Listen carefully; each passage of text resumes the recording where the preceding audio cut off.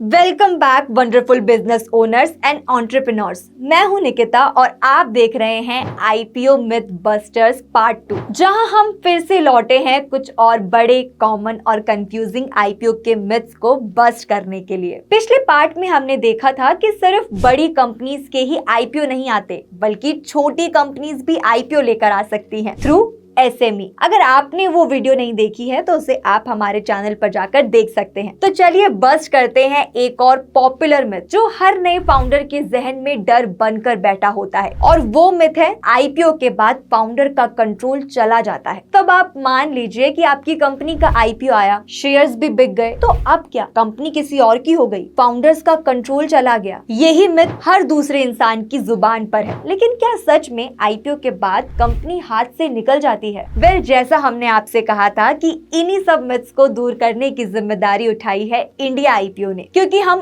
Education से execution तक हर कदम पर आपके साथ खड़े रहते हैं। अब दरअसल होता क्या है, बिजनेस ओनर्स के दिमाग में ये मिथ बैठ गया है कि अगर उनकी कंपनी का आईपीओ आया तो इसका मतलब अब उनका तो सारा कंट्रोल चला गया, अब तो वो सिर्फ नाम के सीईओ रह जाएंगे। तो चलिए सबसे पहले जानते ये हैं कि ये मिथ आखिर आया कहां से। बहुत बार बिजनेस ओनर्स दूसरे फाउंडर्स को देखकर या हेडलाइंस पढ़कर ये सोच लेते हैं कि आईपीओ का मतलब कंट्रोल खोना होता है। लोगों को लगता है कि पब्लिक शेयर होल्डर्स का प्रेशर या कंप्लायंस फाउंडर को पावरलेस बना देता है। लेकिन सच ये है कि आईपीओ में कंपनी पब्लिक होती है, पर इसका मतलब ये बिल्कुल नहीं होता कि फाउंडर पावरलेस हो जाता है। अब आप ये समझिए कि कंट्रोल का मतलब क्या होता है। कंट्रोल का मतलब होता है डिसीजन मेकिंग पावर, जो काफी हद तक डिपेंड करता है कि कितने शेयर्स फाउंडर के पास हैं, कौन बोर्ड में बैठा है, वोटिंग राइट्स किसके पास हैं। और यहाँ ध्यान रखने वाली बात यह है कि मोस्ट आईपीओस में प्रमोटर्स 51% या उससे ज्यादा के स्टेक अपने पास रखते हैं। जब तक आपके पास मेजॉरिटी स्टेक है,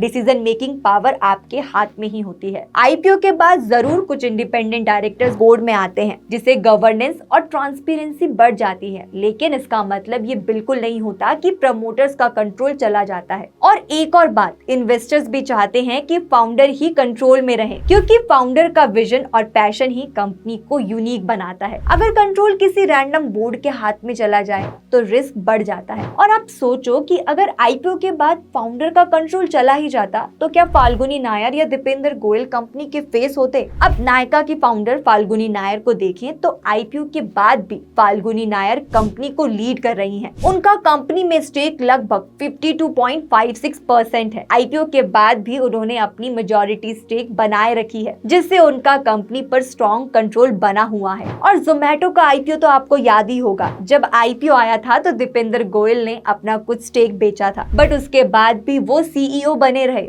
उनका विजन ही कंपनी का विजन रहा। दीपेंद्र गोयल का स्टेक आफ्टर आईपीओ अप्रॉक्स 4.7% है, लेकिन भले ही उनके पास लीगल कंट्रोल नहीं है, पर ऑपरेशनल इन्फ्लुएंस अभी भी उनका ही स्ट्रॉन्ग है। और सिमिलरली आईपीओ के टाइम पर गजल और वरुण अलग ने अपना थोड़ा स्टेक बेचा, लेकिन अब भी वो प्रमोटर्स हैं और बिजनेस का एक्चुअल कंट्रोल उन्हीं के पास है। इन्वेस्टर्स आए, पैसा आया, पर ड्राइवर वही है। मतलब आईपीओ कंट्रोल छीन नहीं लेता, बल्कि आपकी रिस्पॉन्सिबिलिटी और क्रेडिबिलिटी बढ़ा देता है। आईपीओ के बाद कंट्रोल चला जाता है, ये सिर्फ एक मिथ है। रियलिटी ये है कि जब तक आप स्मार्ट स्ट्रक्चरिंग करते हो, मेजॉरिटी स्टेक अपने पास रखते हो, कंपनी का कंट्रोल आपके हाथ में ही रहता है। तो आईपीओ के बाद कंट्रोल जाता नहीं, इवॉल्व होता है। आईपीओ का मतलब ये नहीं कि आप अपनी कुर्सी किसी और को दे रहे हो, बल्कि आप उसी कुर्सी को बढ़ा रहे हो ताकि और लोग आकर उस ग्रोथ जर्नी का हिस्सा बन सके। ऐसे ही आईपीओ से रिलेटेड मिथ को बस्ट करने के लिए फॉलो करें इंडिया आईपीओ,